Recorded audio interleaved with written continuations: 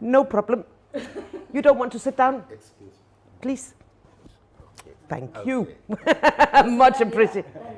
ครับไม่เป็นไรครับ โอเคไม่เป็นไรนะ ขยับเข้ามาใกล้ๆว่างของอาจารย์ จะทางนี้เหรออ๋อให้หันหน้าทางนี้ใช่ไหมโอเค หน้ามองอาจารย์ อ่า ก็คือ แล้วบล็อกไม่เขาบอกบล็อกไม่ได้ค่ะแต่ไม่ลองเทสกันอ่า Consider your water. You don't need that now. You okay?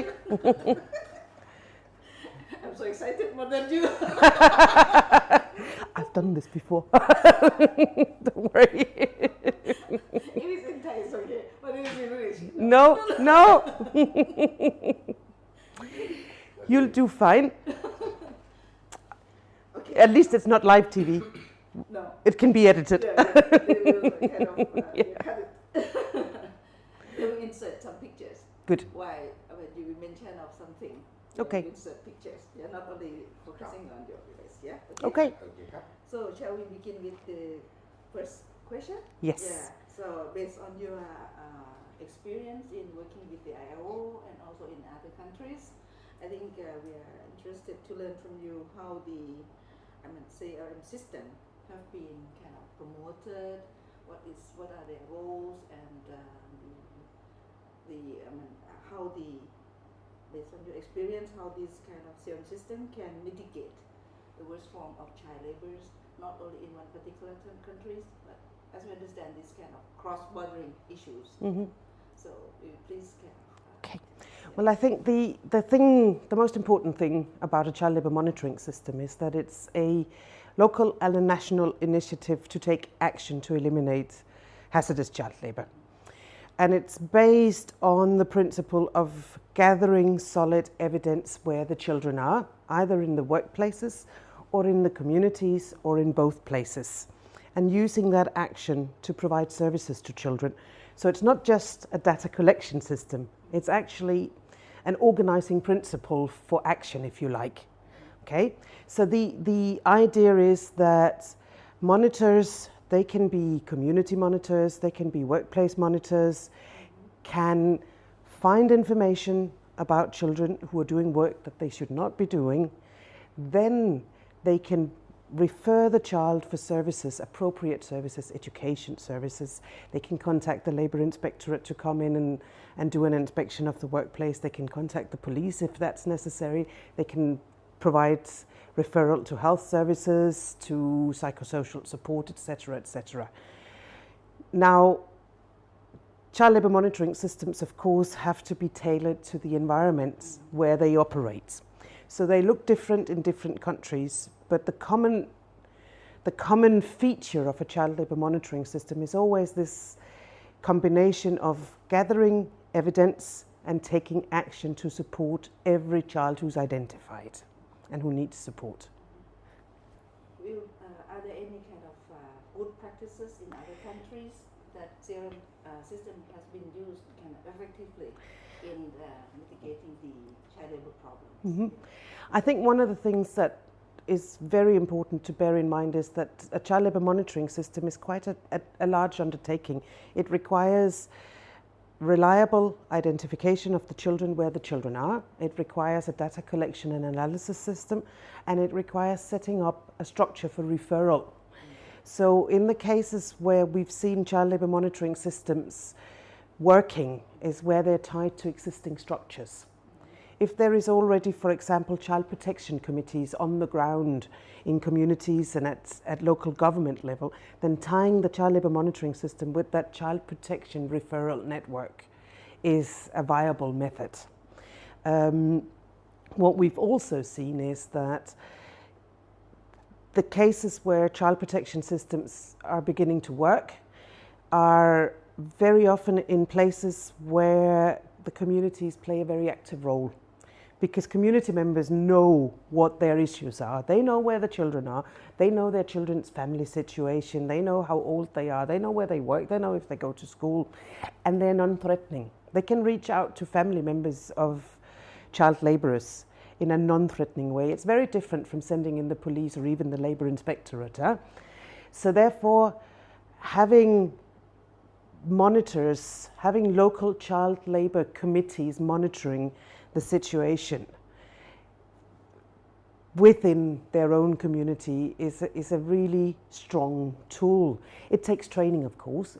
It takes equipping the monitors or the committees to do this work.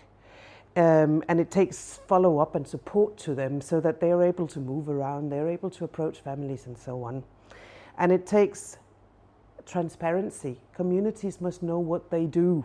They must agree that these are the people who are leading the efforts amongst us.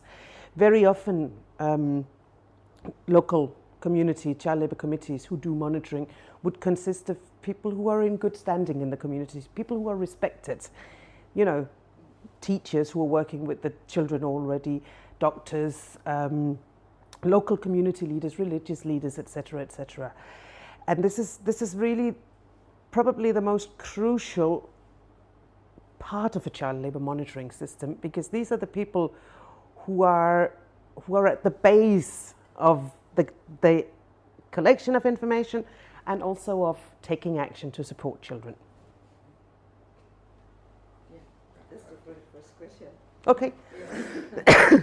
Because I think what you touch, I think is very important. Mm-hmm. We are facing that situation as Yeah. well. There are some comments from the community, exchange before we begin the discussion. Yeah. Yeah, like yesterday they said they are quite active now. They concern what they can do. But what are the LPW? Mm-hmm. And that's. I mean, Yeah, I'll talk about that also when we get to the workshop. The link between the child labour monitoring system and the Labour Inspectorate. Yeah. Would you like me to talk about Yeah, this to the film also? Because as you said, the community is very important Yeah. part. But at the Yeah. same time, they said if they're active, they are doing their roles. What are the provincial roles? What are the kind of department? Okay, roles? I can talk to that a little bit if you'd like me to. Yeah, Okay. because this may be the next question. Mm-hmm. Because the IO supportive roles, or maybe the third question as well, I don't know. Because the second will be the IO supportive roles in the establishment of civil system in Thailand. And the third one will be the expectation. From the establishment Let of me civil just system say in something Thailand. now about the Labour Inspectorate and their role Okay. and workplace monitoring, and then you can Maybe you in can addition cut to the it. question- Yeah, you in can cut addition- in. okay. Yeah. In It, addition to the question. yes, yeah. answer to the- So okay, are you filming? Good, perfect. Because then what I would like to stress, of course, is that when we talk about monitoring, it can happen in communities by community monitors, but it can also, in some instances, especially, for example, in larger export sectors, be organised through workplaces. And one thing that we do need to bear in mind, of course, is that the mandate for inspection of workplaces rests with the Labour Inspectorate. They are the ones who are mandated by the law of the country, any given country in the world, and certainly in Thailand, to go in and inspect workplaces.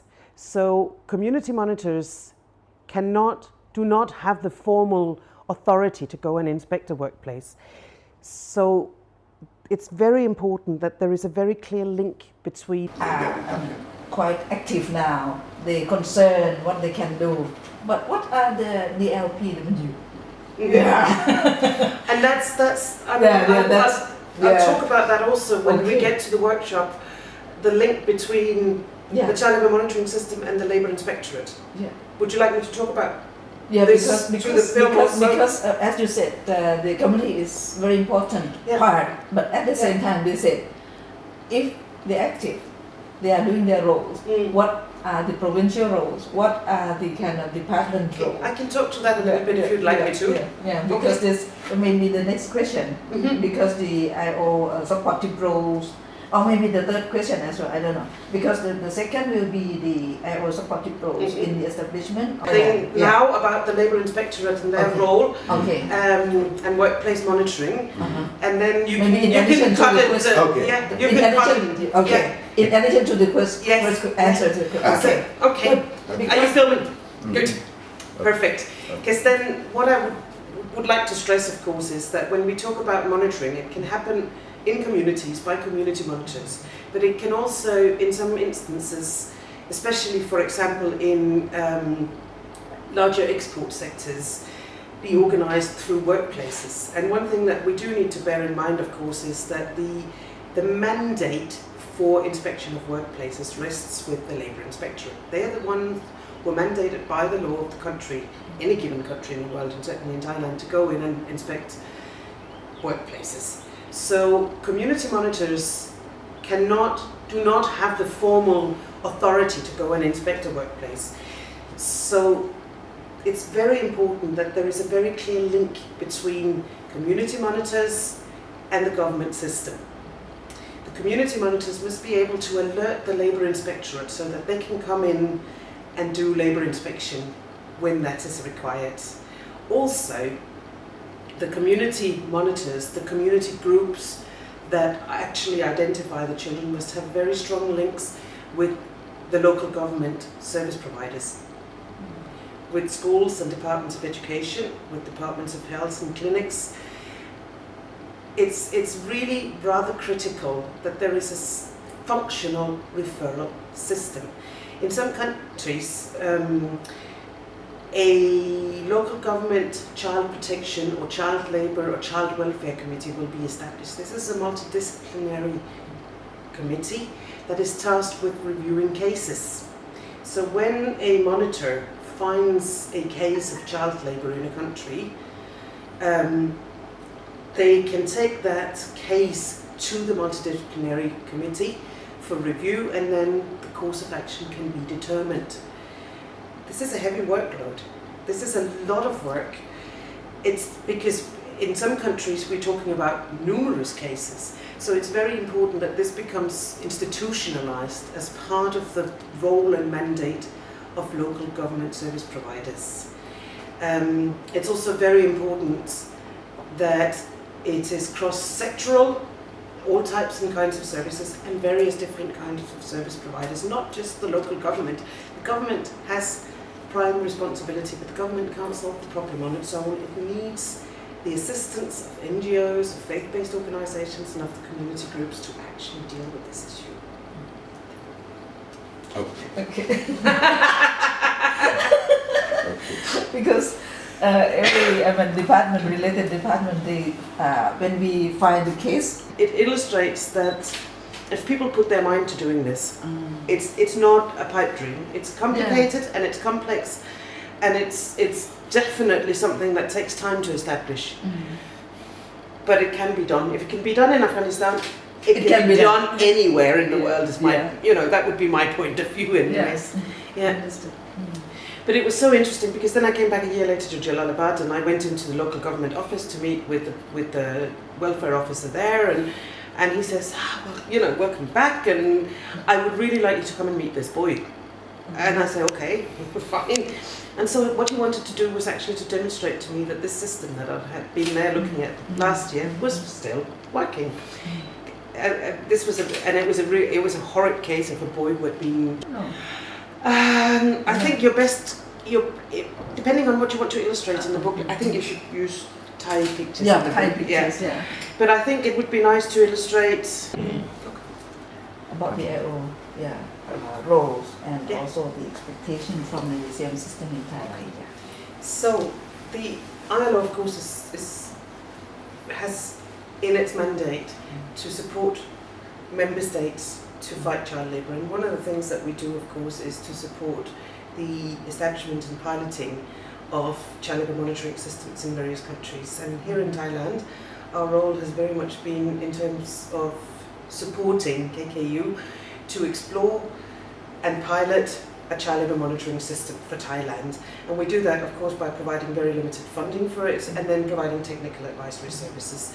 Technical advice is one of the main activities of the ILO globally, and certainly here in Thailand.